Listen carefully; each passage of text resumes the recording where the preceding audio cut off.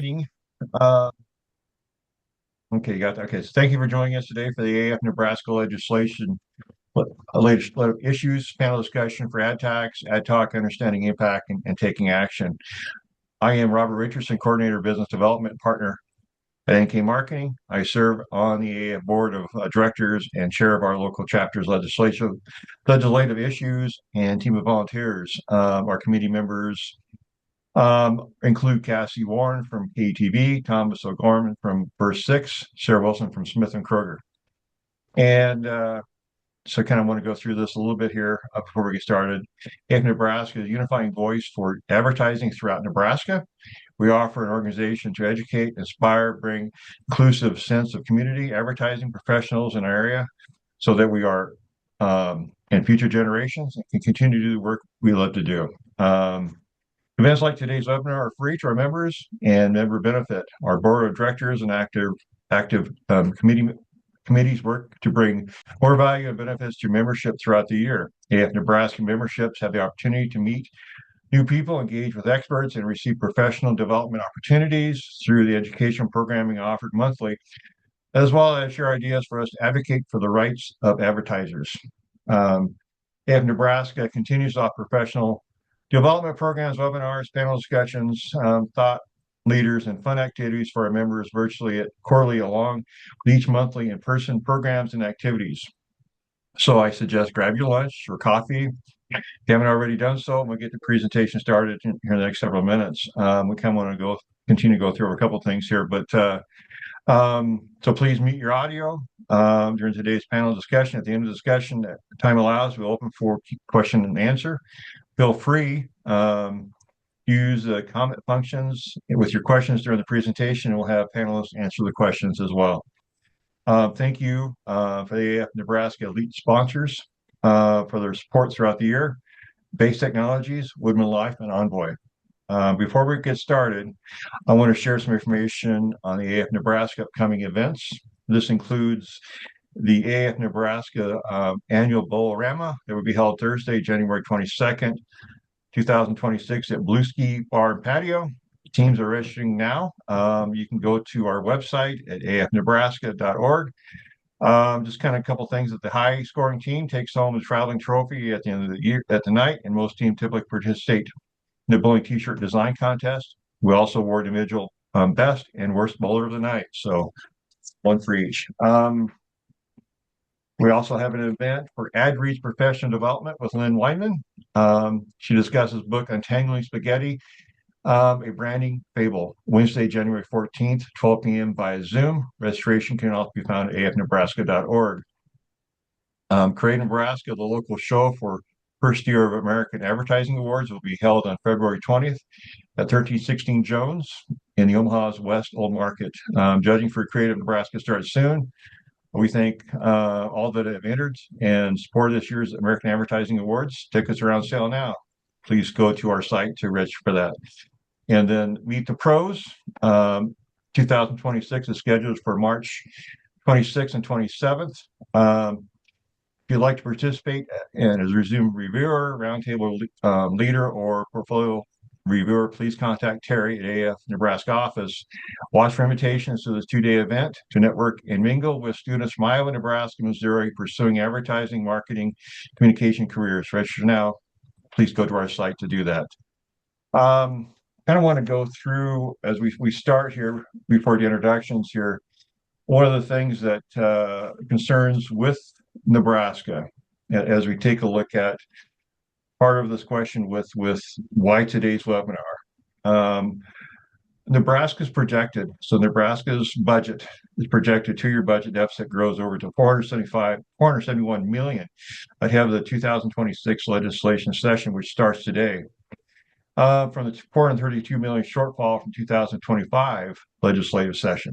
Governor Pillen seeks to critically work up to trim 500 million a year from the budget over the next 2 years. Pillen says it's a big number, but it's necessary that we work to fix the broken property tax system and special interest carves out and exemptions and to balance our budget. And exemptions is one of them is exemptions on advertising industry, as we have known before from the digital sales tax that they tried to move forward before. And and we've been able from our education advocates, we've been able to get that stopped from meeting with state senators and letting our representatives know that this is not good for the state. So I want to start off with introductions of our moderator, Ryan Horn. And after I introduce Ryan, he'll introduce the panelists and read their bios. But Ryan Horn is the founding partner of Bullhorn Communication and is a longtime member of AAF Nebraska. Ryan has spent 10 years in the commercial advertising and communication before returning to political advertising in 2015. He brings hands-on, client-centric approach essential to Bullhorn's services. He has a unique ability to show a client's conviction on the screen and translates into a winning campaign. So with that being said, I'm going to turn this over to Ryan and he can start with the process of our webinar. Yeah, sure. Thanks. Thanks for the nice introduction, Robert. Yeah, as a little bit of Robert's introduction, it kind of intuited. I had a former career in politics and lobbying, so I've dabbled in this area of work before, and so I'm happy to just kind of play facilitator here and introduce folks. The real problem I think we always run into is that legislators are always after more money for their more programs. And it's not so much of a problem when everything's going good. But then when a small state like Nebraska ends up with a $400 million shortfall, a lot of things end up on the table. We're also not alone throughout the states. A lot of states have been turning to all kinds of trying to gather more taxes on all kinds of advertising revenue. Digital advertising obviously is the mot du jour. And so to talk a little bit about that, what's going on nationally, as well as how to address some of the issues here, we've got Clark Rector from American Advertising Federation, the national office, and Travis Frazier from Association of National Advertisers. And so tell us a little bit about what we're seeing around the country and here in Nebraska. Well, I would say that for better or worse, taxes on advertising are not a new idea. I've been doing this for over 30 years now, and the first ad tax that came along that I was really aware of was Florida in 1986 before I started, which was repealed after 6 months. But since then, as Travis can testify, we have seen advertising taxes proposed in probably 35 to 40 states, if not even more than that, in one form or another.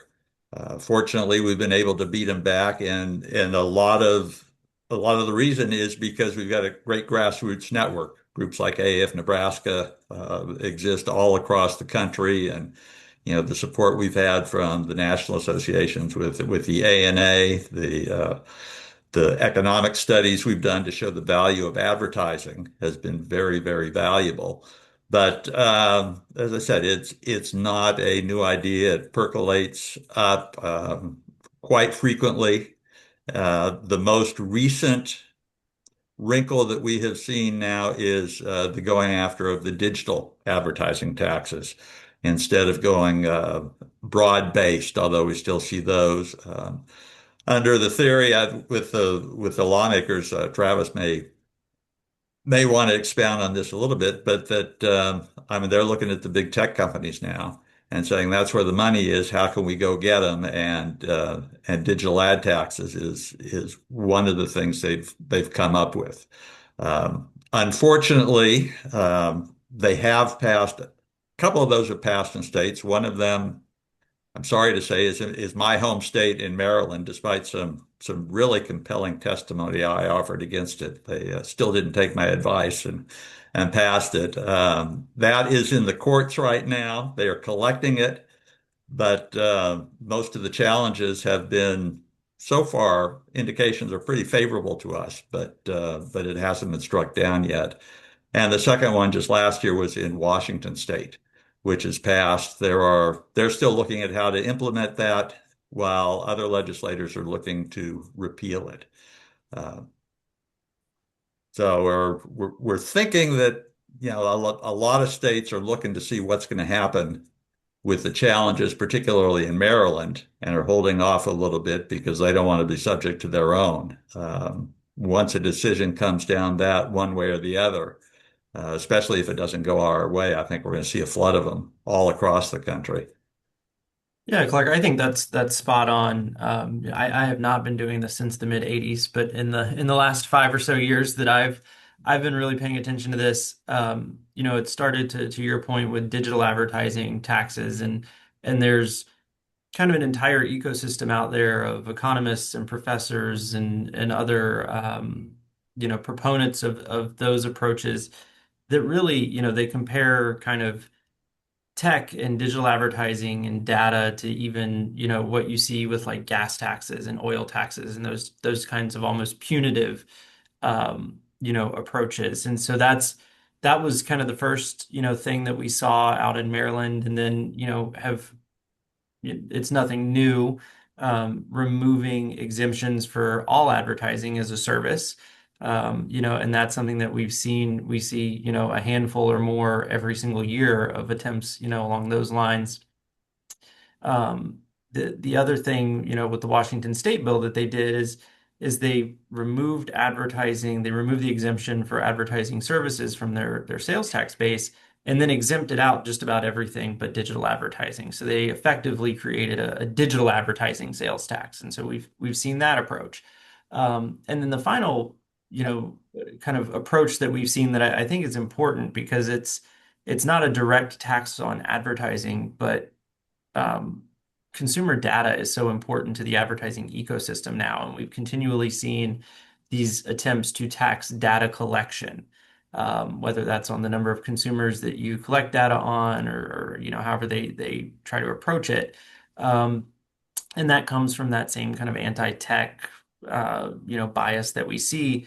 But it's just as impactful as if you're taxing advertising revenues because that's so important to the advertising industry. And so, I say all of that to just emphasize that, I know Nebraska has seen kind of that traditional tax on advertising services approach before, but we can and we are and we should all be prepared for different approaches to the same kind of issue, because especially on the digital advertising revenue or on data, that can be a lot more sympathetic if you're a legislator, right? To say, okay, well, fine, I'm okay taxing data because that's not going to impact small businesses. It does, and we'll have to make those arguments if that happens. But I think we should just all be prepared for these different approaches that we've seen nationally to come to Nebraska. One of the arguments that we've made in the past that I think was persuasive to some legislators was kind of, you alluded to that, Travis, was that, this is really about most of the advertising industry in Nebraska is really small and medium-sized businesses. And these are good jobs. They are creative jobs. They're white-collar jobs. And we're struggling with, and have for many years, with a flight of population away from Nebraska. And I don't think people are leaving small town Nebraska to go be farmers in small town Iowa. They're not. They're going to Chicago, and they're going to Los Angeles, and going to Washington and New York, and more they're going to Memphis and Nashville. And this industry is a source of good types of jobs. You guys have an economic study that we cited. Can you give me a little bit of an update on that? Yeah, Clark, I'll defer to you. Well, we have, yeah, the study, it breaks down the impact of advertising in every state in the union, every congressional district in the union. And it really shows the fact that advertising, despite the perception of a lot of lawmakers and people across the country, is not a New York, LA, Chicago kind of business. It's one that exists in every state, in every congressional district, in every market that's out there. If you've got a business community with products and services to sell to consumers, you got an advertising industry because that's the most efficient way for them to communicate about their businesses to potential consumers. And so a big part of our efforts are convincing the lawmakers that there really are uh, advertising businesses all throughout the state. As I said, I've got one of the interesting things that comes out of our study is the amount of jobs that are supported by advertising in all these districts. Throughout Nebraska, 193,000 jobs are advertising supported. That's about 18.1% of the jobs. And what's really, I think, impactful is that when you break it down in every congressional district in Nebraska, be it the more urban or rural districts, that percentage of jobs supported by advertising is very similar. And we've got all this data. We can get it to you. So you can see the breakdowns. But in the first congressional district, it's 18.2% of jobs, second district, 17.8% of jobs, and in the third district, 18.4% of jobs. And that's consistent, not just Nebraska, but all across the country. Uh, Advertising is an important driver of the economy and it's an important driver of jobs. And that's a big part of our message to lawmakers as they start looking at the industry as a source of revenue. Yeah, and I think that's really a critical argument. To be quite frank, no one cares if a large tech company is upset about a new tax. Nobody really cares if, a larger manufacturing or agricultural company or whatever the industry may be is upset. If you can point to small businesses, if you can point to, Travis's local run, hardware store, right? That's going to be impacted by an advertising tax because they are. Because even if it's digital advertising, they do all their advertising on social media through digital channels. If you can make those arguments and you can have the data to back it up, I think that's really what we have seen move the needle in other arguments and even in Nebraska in past fights there. And so, that's piece one, and then explaining how that transfers down to consumers. If you start raising taxes on the ability of a company or a small business to tell everyone about the product that they're trying to sell, it then becomes more expensive for a consumer to buy that product because that's just another input. Like, wood and paint and graphite are in a pencil, that advertising is just another piece of that. And so if that whole process gets more expensive on the producer side, then for a consumer, it's going to be more expensive to purchase that good or service. And so I think those two pieces are really critical, when having conversations with legislators on this. Yeah, we We have kind of, seen starting to see a lot of the other side trying to make the argument that somehow digital advertising is different than other forms. And I would reject that. I mean, advertising is just communicating with the consumer, whether it's broadcast, print, outdoor, or digital. It's that sales message, that sales communication. And it all comes down to whether if you're taxing it, the theory being that the sales tax is a consumption tax. Well, business services, especially advertising, are not something that somebody's buying to consume. They're trying to create the sales to get more revenue uh, with the end use products or services. well, let me ask you a question related to that. Because so much of television advertising now is geo-targetable, relatively geo-targetable, it seems anecdotally like a lot of local small and medium-sized businesses can now afford advertising on big screen televisions in your living room. Are you seeing that, which would be a stronger tie back to our local economy, right? If Fernando's is running an ad about, their three location Mexican restaurant because now they can afford it on a geo-targeted CTV platform, whereas they couldn't before. Um, More small businesses have a more direct tie to digital advertising. Are you seeing that anecdotally or in data? Is that Oh, something we can point oh, out? absolutely. Through that or just over the internet. That use Mhm. of the data that Travis was talking about allows businesses to more precisely target potential consumers. The joke in advertising used to be, I know 50% of my advertising budget is wasted. I just don't know which 50%. And Right. this allows businesses to more accurately go after the consumers who are most likely to buy their product and services. And there's a great benefit to consumers as well, because they're more likely to see advertising for product services that they're going to be more interested in. Right. Let me switch over and introduce Jennifer Creager. I think everybody knows from the Omaha Chamber of Commerce, Senior Vice President of Public Policy.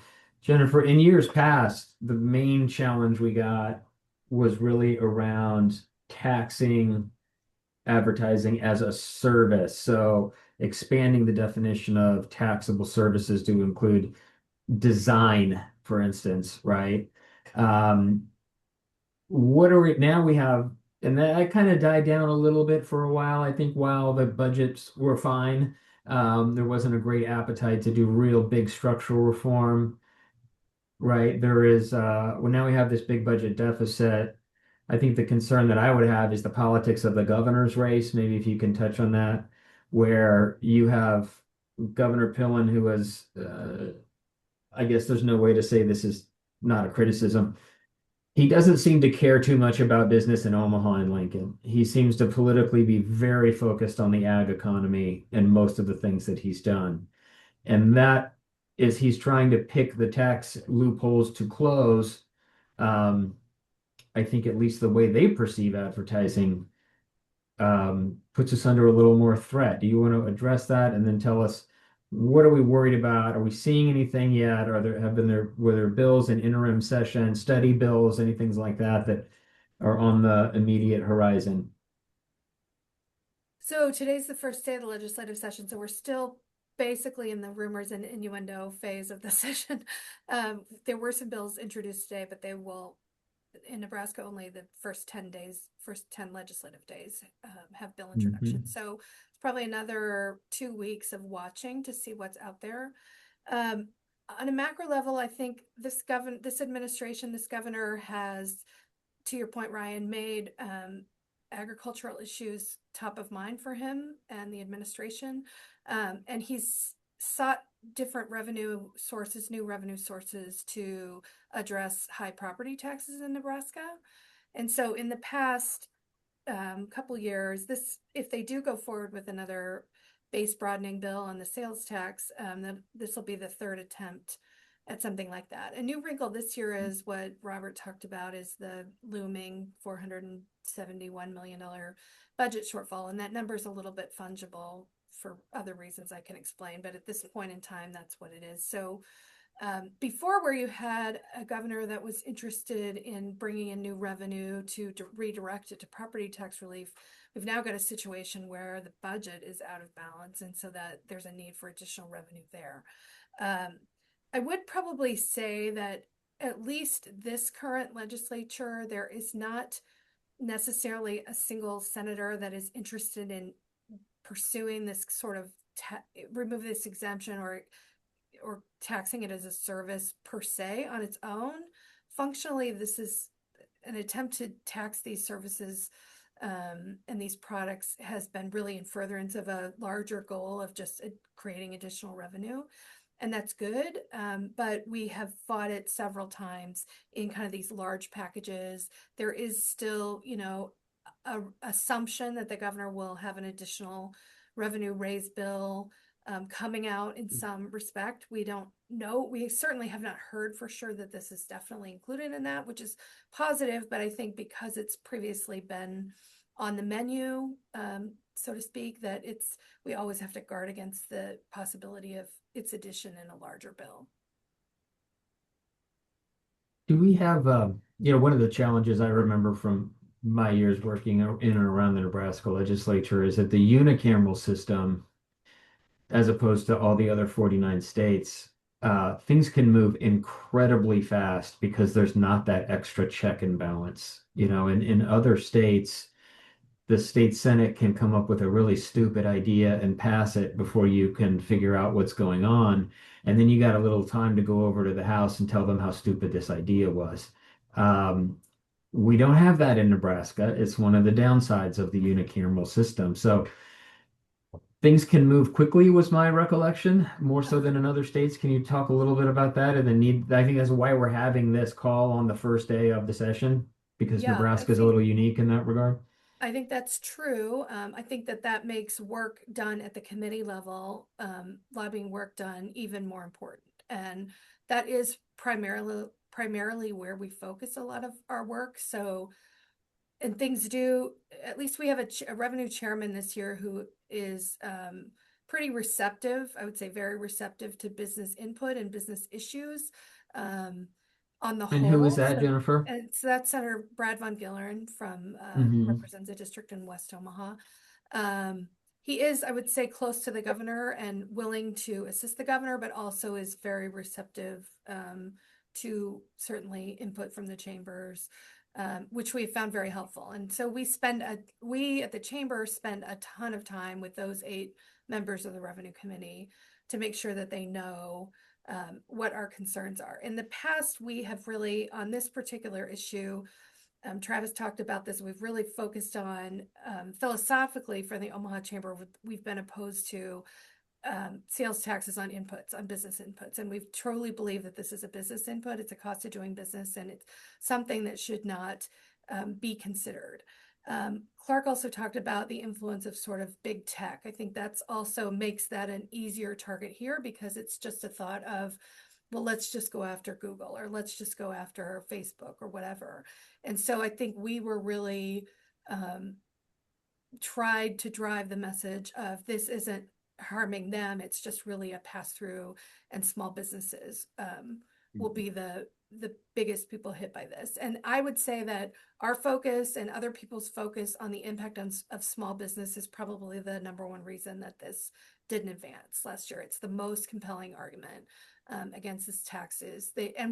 Luckily we had some local small businesses who were really active in communicating with senators, and I think it really helped move the needle. But I think from a political perspective, back to your question, Ryan, working the committee is very important, but also understanding kind of the politics of the legislature is, and I'm going to come back to this, is the 3rd time this sort of base expansion has been tried. It has failed twice at least. The players in the legislature have not really changed. There have been indications from certain key Republican senators that they're not really interested in expanding the base in that way on the whole. So politically, it's sort of hard to see how this gets momentum. But as I said, because of the budget deficit, that does kind of change the calculations from where we were when we were just talking about it going only to property tax relief. And I think that history can be used to our advantage a little bit. I know a lot of times we are very hesitant to go in too early and start talking against a proposal that hasn't been introduced yet. You don't want to draw their attention to anything, but this having come up a couple times before, it's very easy to get in there now at the committee level, as you said, Jennifer, and talk to folks and say, look, we know that this is likely to come up again. It was a dumb idea last year, it was a dumb idea 2 years ago, and it's still a dumb idea. And if we can just get them to not even consider it to start with, that's going to be the best of all possible worlds. Yeah, for sure. Jennifer, the Omaha Chamber is, I think, just today or maybe yesterday, kind of officially launched an effort that's been kind of in the works for a while, which is to try to focus policymakers at both the city and the state level on making the state more competitive to attract talent, grow businesses. It's a big effort. This would seem to fall quite in line with that effort, right? I mean, can you talk a little bit about that? And then let's talk about the tools to try to stop this if it begins to happen, if you would. So we launched what's called our Omaha Competes agenda, and it's really a public policy agenda for the next 3 to 5 years, trying to drive greater focus on economic development, growth of primary jobs, and also talent recruitment and talent retention. And so, as Ryan said earlier, this is an administration that has been less focused on economic development than some previous administrations, and we've seen really kind of a cutting back of tools that we feel like we need for, and as a result, the statistics have shown that Nebraska has become less competitive with certainly states around us and states across the country. So we had several working groups that spent months examining what's going on in other states, talking about ways to make ourselves, we've been lucky in Nebraska because historically we've always been seen as a business friendly state. We've had a couple of knocks probably since the pandemic has happened, and a little bit of taking our eyes off the ball from a competitive perspective. So this is going to drive our policy agenda for the next several years. It's not focused on this particular governor. It's just an effort that we think that we all need to get, the legislature, all of us, our business leaders need to get more vocal in talking about. It also dovetails with some studies that have been done by the Exarban Foundation, talking about the need for primary job growth and the need for us to really focus on brain drain and eliminating brain drain. So I think you'll see from the Omaha Chamber a focus on the recommendations of those reports, not only during this session, but in the next several years. If we wanted to kind of use that argument to our advantage with advertising jobs, like, do you recall some of the cities that we were really losing out to in primary jobs and population? I mean, I recall from just skimming that Exarban Foundation report, like, guys, like, we're not competing with Oklahoma City and Nashville. Forget about it right now. Like, we're getting out competed by Sioux Falls. Yeah, Sioux Falls was Right. one of the, I was looking at my desk, I can't find it quick enough. We actually do a yearly barometer study where we measure Omaha against 8 other cities. Actually, this year we expanded that and it's against 20 other cities. Our executive committee felt strongly that we shouldn't just be limiting ourselves to a small list. Sioux Falls was certainly one of the ones I think that was highlighted in the Exarban study, or at least in their materials. They really are growing at an exponential rate right now. But historically, we've tried to compare ourselves against Des Moines. Des Moines is a frequently comparison. When we've done barometers in the past, we've tried to pick 3 peer cities, 3 aspirational cities, and 3 cities that we think are kind of trying to be on the up and up. But in fact, when we expanded it to 20 cities, we've included some Denver, for example, which I think everyone knows Omaha is a long way from being a Denver. But if we don't compare ourselves against the cities doing the best of the best, then we feel like we're really not seeing the whole picture. So I think advertising jobs are, as somebody said earlier, these white collar, professional, high paying jobs. And if we don't put our focus on growth, on high-paying jobs, then we're really not moving the needle at all. As we know, high-paying jobs like those in the advertising industry are those that create secondary jobs as well and bring educated professionals to cities. And I think that's a key component of how we increase our competitiveness as a city and a region. I always, when I was back in my previous life working in politics, I always thought, like, succeeding at the legislative level was about having a good argument, but it was about having relationships. And the latter was probably more important unquestionably more important than the former. I think we have a good argument. Tell me about relationships, how people in the advertising industry, people on this call and the others that couldn't make it, specifically with, say, the revenue committee, how do we build relationships? What do we do to help this effort in the short to medium term? I think my fear as an outsider looking at this is that it's first day of session in the revenue committee. That seems really obtuse, and I don't really know who's on that committee. But with the Nebraska legislature, once it's at a committee, they've already horse traded all their votes. Like, once it wins on first reading, they've already traded votes for somebody else's other bill. You're done, right? And so you're going to lose. So this is really critical. How can we start to help and kind of get organized and Give us some thoughts on that, if you would.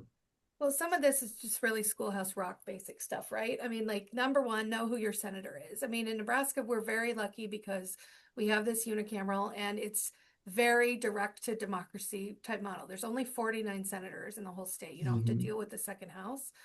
So you have 49 people plus the governor making all the policy decisions in the state. So at base level, know who your senator is, both where you live and where your business is. And you have to develop a relationship with them. And you can't be intimidated because they're a senator and they don't have time for me or whatever. That's their job, is to receive feedback from you. So at very base level, you have You to say that again. I want everybody to hear that. that's their job. They're there Do to not hear be from you. intimidated. Do not be Okay. intimidated. I've worked in politics for many years. Right. Let me tell you the depth of stupidity of some of these people that I have I met. stopped Do not be intimidated by these people. They're not all Don Bacons. Let me tell you, they're not. Yeah, if you knew the people that I talk to on a day in and day out basis, you would probably feel a lot less confident about our government. That too.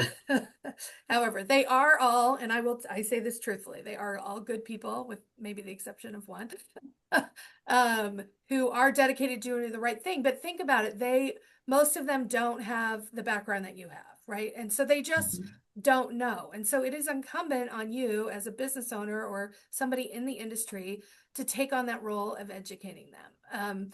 They won't know everything about everything. They don't. And the amount of issues that they deal with on a daily basis, even in a small state, even in a unicameral, is really kind of overwhelming. So they are actively looking for people who know background, know history, know why things work or won't work. And so it's all of our jobs to educate them on why, on a practical level, on a business level, on a consumer level, this just can't work. They may think, oh, it's a great idea and concept, but then they don't understand how it works in practice. So, as I said, number one, know who your senator is and where you live and where you work. Make sure you have a relationship with them. Pick up the phone, call their office, take them to coffee when they're on a recess day or in the interim. Like, if we're talking about in this session, they do have recess days during the session where they take meetings in Omaha. A lot of them will take meetings on a Saturday, or drive to Lincoln and ask for an appointment at their office. If you are a constituent, if they are a good senator, they will take that meeting. So, and almost all of them will. Yes, like I think almost all of them will. My previous comments notwithstanding, they're not all the sharpest tools in the shed, but almost all of them will genuinely want to meet with constituents that live in their district. That's the truth. Right. And we've got a lot of principals, we've got a lot of agency senior executives, in Omaha and in Lincoln that are have top people that live in Millard, for instance. And you've got, I think, at least two of the revenue committee members are Republicans from Millard. Is that right? Yeah. Well, you have actually. Or am I wrong about that? Is Kathleen Kauth on? Yeah, Kauth lives in Millard, and Sorrentino lives in Elkhorn, and Von Gilleren is sort of Village Point areas. So yes, they're all three. Oh, that's three. The three Republicans on the revenue committee from Omaha are all in kind of that West Omaha area. So, but even if your senator isn't on the revenue committee, it's still important that you have a relationship with them. Either they can help you, if you can convince them to the validity of your argument, they can help facilitate a conversation for you with revenue committee members. They can recommend who is open to your input. They can help you understand the process of how this all works.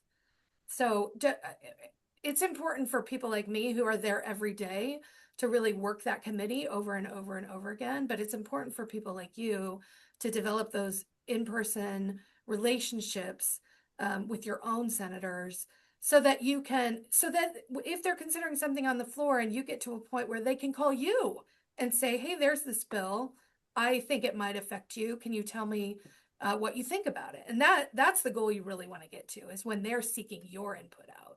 But none of that happens unless you've put in the time to build that relationship. I'll tell you, nothing will kill a bad bill faster than a senator saying, that sounds nice, but Ryan's in my district and he's at an advertising agency and he told me this isn't going to be good for them and their employees. It really is gold.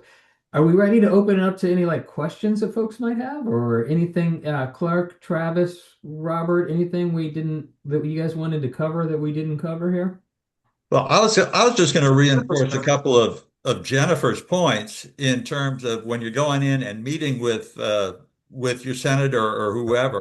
You know, I used to work for a member of Congress before I started in this, and we'd have constituents from various industries come in, and he'd come to the staff and say, I don't know anything about what they're going to talk about. So remember, you're the expert. You're going in to talk about your Yeah. industry and what you do. And you know, the other side of this is remember also all of these guys have had to run for office. So they've had some exposure to the advertising industry to run. And so there are going to be some contacts there within our industry at the state level. It's not always as separate between political and commercial advertising as it is at the feds. So That's there are very going to true. be some people in the ad industry who already have contacts with these guys. It's a matter of finding out who they are and leveraging those contacts as well. Yeah, absolutely. Yeah, and I would just, I'll pile on the education piece. I think that's such a critical component, not only on tax issues, but just on advertising issues in general. There's just so much of a lack of understanding amongst state legislators nationwide, that I and Clark and some of the more national groups kind of run into, where they just don't understand how our ecosystem works. They don't understand how advertisements are placed. They don't understand how data is used in that process. They don't understand so much of it. Right. And it's really, really, really, really, really important that we make sure that we're trying to fill that gap as much as we can. I've even had legislators have very serious conversations with me that they think their telephone is listening to them, and that's how like a targeted advertisement occurs. And was very It's concrete not? in that belief. No, no, it is not. And they were very concrete in that belief, and I don't think I necessarily won that argument that day. But Probably it just not. speaks to that point that Jennifer made and Clark talked about, that state legislators are not experts on more than one or two or three things, and That's right. outside of that, they've got 100 other issues that they're dealing with, and so That's right. yeah. That's right. I mean, imagine you're a farmer from outside of Grand Island and you're a state senator. Yeah. That's not an industry that deals with a lot of direct consumer advertising, certainly. Right. Totally. Lynn, I think you had your hand up. I did. I just wanted to lean into what you were saying before because I got to go into the day at the Capitol with Robert and Gil and a few others a couple years ago. And there's not many things that intimidate me, but I walked in that morning very intimidated. Like when I heard we're going to pull legislators off the floor and talk to them, how rude is that, right? But what happened is, during the day, it became almost fun. And it was fun because I was talking about something I was very passionate about. AAF had done a great job, I think, both locally with information from national on arming us with what we needed to say. And I would say, only with a few exceptions, the senators were very receptive to our message, and even with the note and letter writing afterwards, very receptive to the message too. So what I want also to note is that I appreciate AAF Nebraska because I think AAF Nebraska is the most active of all of the advertising and marketing associations in the state as far as informing us and arming us, because I, as an agency owner, I can't follow everything and be out there. What I need is somebody to point me in the right direction so that I can use my voice and speak appropriately. So thank you to AAF for making that happen.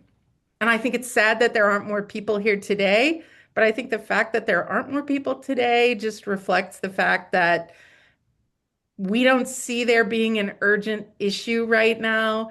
And so we're not out there, but I know, Ryan, that you are right. By the time it's out of committee, it is too late. So keep pointing us in the right direction with good information, and we can help make some things happen.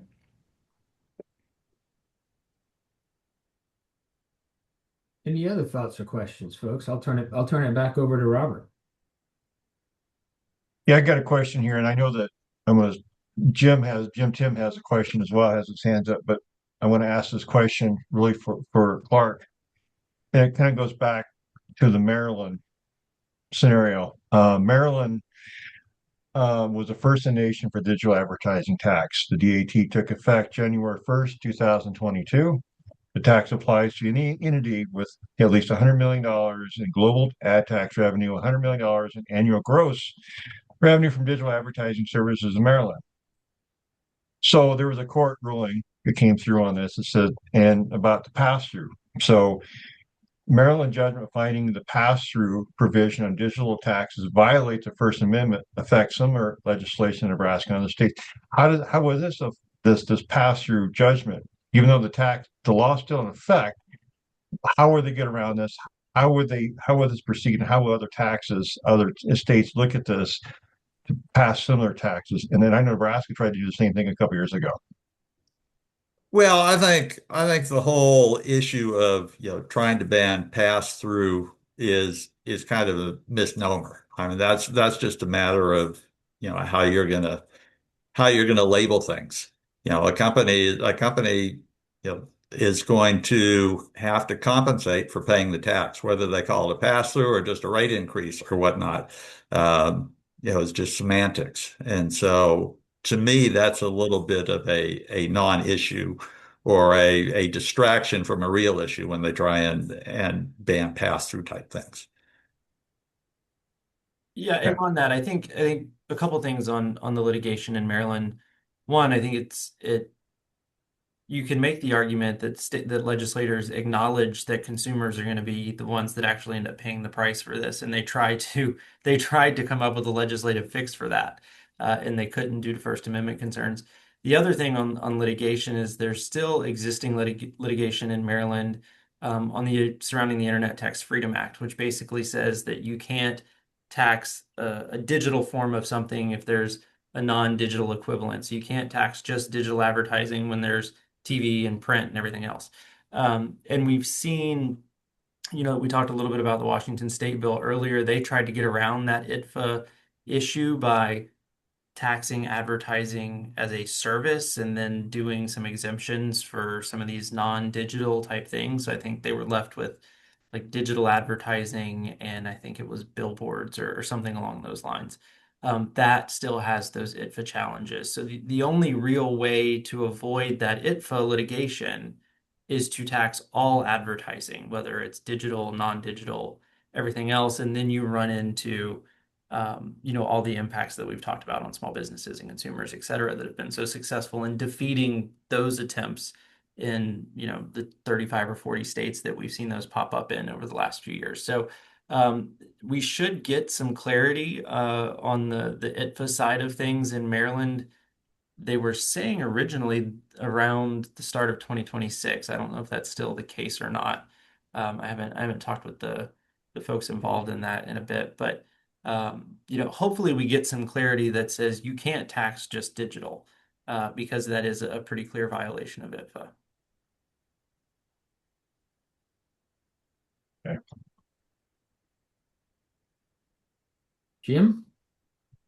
Thank you, and appreciate everyone putting this together. Great to do this again. And Rob, your question and the answers from both Clark and Travis answered almost everything I wanted to ask about. But coming back to the situation in Maryland, and Clark, I think you said early on that it is being collected, right? Yes. Do you have any idea to date how much money has been collected? I do not. It's been a while since I've seen or looked at those numbers. Travis, have you seen anything on that? I know it's a fairly substantial amount, and the state is potentially on the hook for having to give some refunds. I don't know a specific amount. I was just typing it into our lovely friend ChatGPT to see if, you know. It looks like they're somewhere between 80, 90 million a year. So for the last, several years. And Clark, to your point, one of the arguments that I've been making in talking with folks, and I'm specifically thinking about a bill that popped up in California, the states to Clark's point, on the hook for all of that. In Maryland, they're also on the hook for, I believe it's like a 9% interest rate. So when you start talking 80, 90 million a year, compounded over 3 years, plus a 9 or 10% interest rate on that, that's real money that the state then has to come up with. And not only is your budget thrown off because you don't have the money, to allocate to whatever you had picked out to allocate that money for, you've also now got to find, the additional interest that you've got to pay back. And so have seen a couple of legislators, their, eyebrows kind of perk up whenever you mention that. And I don't know that every state has that kind of interest that they have to pay back, but it's something definitely to dig into and bring up in conversations.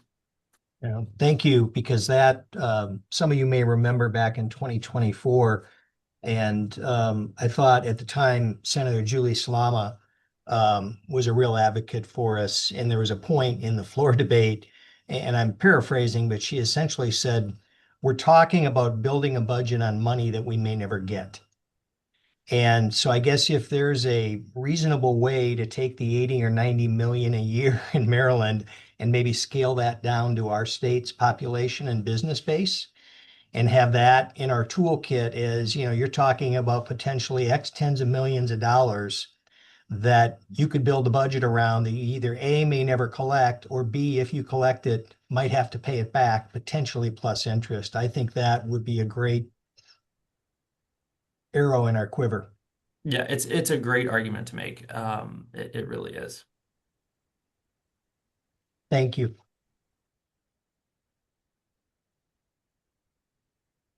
I'll turn it back to you, Robert, if you want to finalize and wrap things up here. I think before we do that here, I got one more question that was brought up by a member in the past. It was concerning the Washington state tax. And I think effective October 1st, the Washington state tax now classifies the sale of many advertising services, including TV, digital, and placement, campaigns, and strategy. I know we talked about a little bit this earlier, that they basically set it up, included everything. Then they did the exemptions and just took it down to the digital taxes. But we see this happening in Washington, but what are some of the other states that are going to do similar things? And I think as we're concerned about this, as we talk about this, because once they get something passed, and it seems like other states seem to copy that. So what do we see on the horizon? I think from Travis and Clark or anybody else wants to answer this question of what will they use to copycat that to move forward in Nebraska or other states? Yeah, there's a few even already as we're just in the beginning days of sessions. California has a hearing coming up next week on a bill that's tied specifically to advertising taxes on social media channels. There is a data tax bill that's live in Jersey right now. I think I'm counting down the days until their session ends, and I think it's like the 13th, and they swear in their new legislature, so that bill's officially dead. And we'll see, we see kind of the same couple of states bring these up every year. New York always has a data tax or a digital advertising tax. We've seen both Illinois and separately the city of Chicago, come up with these. I think South Dakota has looked at these tied to property tax relief, very similar to what we've seen in Nebraska in years past. That's a big one. I'm trying to think of some other kind of, quote unquote red states where we've seen these as well. South Dakota is a big one. We've seen issues in Tennessee before surrounding data taxes and that particular approach. But over the last 10, 15, 20 years, we've seen 35 or 40 different states come up with these. And so it's really a nationwide issue. There always seem to be some surprises when we come into a new year. If something pops up that we didn't get a lot of indication for it. If we were better at forecasting, it'd make Travis and I's jobs a lot easier, but not nearly as exciting sometimes, maybe. No, the surprises are job security. That's right. I think that definitely clarifies that. I think that as we take a look at, getting, I think Ryan brought this up before is, trying to get it early to the revenue committee, trying to reach out to other state senators here in Nebraska to make sure your voice is heard before it gets out of revenue committee. And I know in the past, myself and another member, the AAF, we testified in front of the revenue committee to push back a couple years ago, and was able to get that to them to get the stop. And there was several senators on the floor that were doing a filibuster as well. So it was a group effort between, the Omaha Chamber of Commerce, the NFIB, ANA, and the AAF Nebraska. So we've got to work together moving forward with this. I think as one of the things that I didn't go through talking about different events because it's not on the calendar yet, but we talked about Under the Dome event. And what we do is with AAF Nebraska is we try to go over there, and I think Lynn brought this up, when we were pulling senators out of session to voice their concerns and voice, concern that this affects everybody. Just because you're trying to find another revenue source, the advertising affects everything in Nebraska. It ties it all together. And you start taxing something that's exempt right now. It's been exempt on the national level, but they're trying to push through it, trying to find other sources. It has an effect, cascading effect on Nebraska.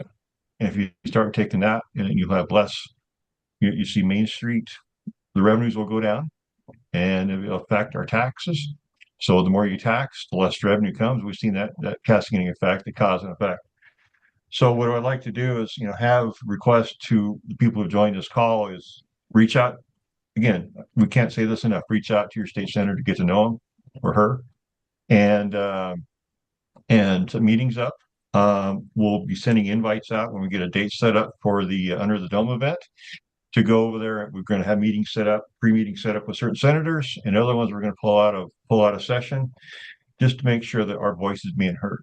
And we'd like to have you all join us with that. It's been effective in the past, and they will talk to you, and everybody else is doing so that they expect us to be over there. And whatever contacts you have, please take advantage of those.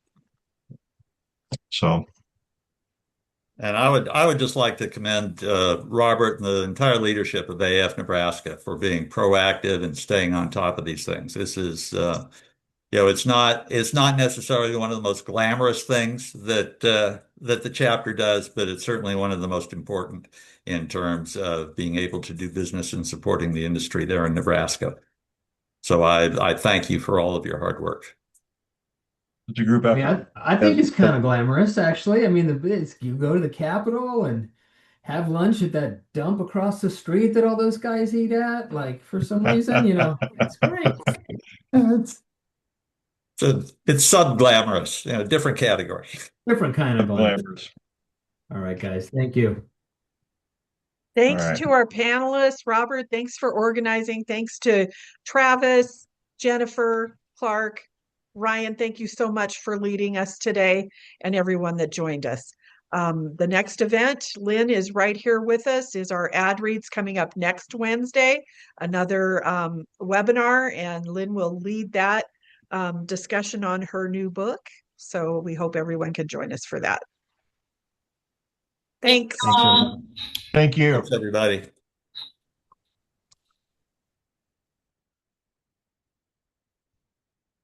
Excellent. Yes, thank you, Terry. Thank you for all that. I'm going to stop the recording. I think that was shared some good information, different input from different panelists, and I think it provides some good insights for future recording.